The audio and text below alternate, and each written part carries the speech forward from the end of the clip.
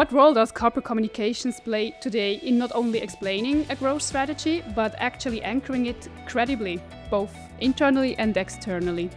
So it's interesting because I think the role of corporate communications has shifted over the last few years so that it's not just now about actually sending the message out, it's actually helping the organisation understand the impact of that message and that decision. So how will it be interpreted? How will it be judged? How will it be perceived? And so it's really important that corporate communications helps build into the message and the decision.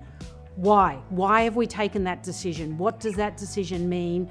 And do you have the proof for it? And therefore the message that you're then sending externally and internally has to be completely aligned. Heineken is present in very diverse markets.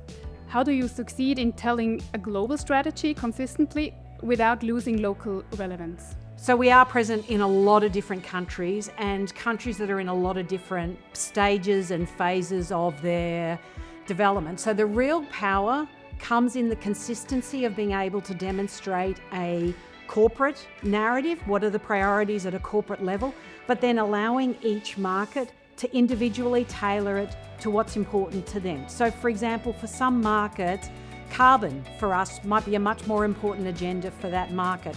For other markets, water might be a much more important agenda. Now globally, we're focused on both carbon and water, but at a local level, they might want to dial up one of those proof points. Different stakeholders such as employees, investors, consumers, policymakers, but also society at large have different expectations from a global company, especially now in turbulent times. How do you prioritize these expectations without losing a strategic focus?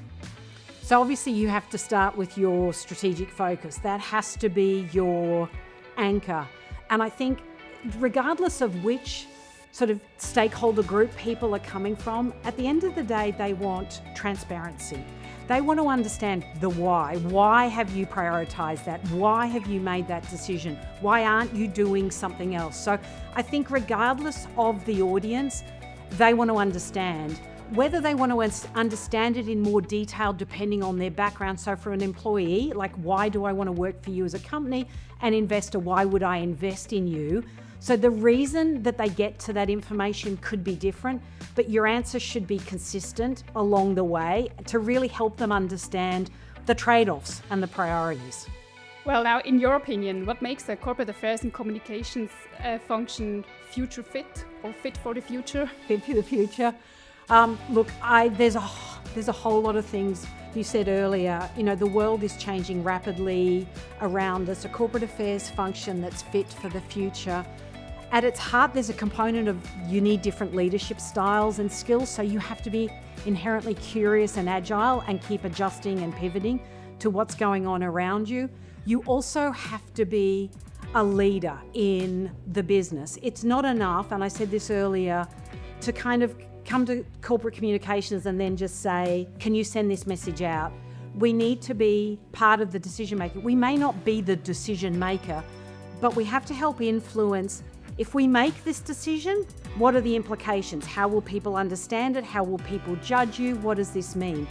And then the role of corporate communications is to take that information and communicate it, and not just communicate it once, but there's a consistent drumbeat throughout the year of this is our strategy. This is why we've decided our strategy. This is our strategy in action. This is what we're learning. Here's the pivot.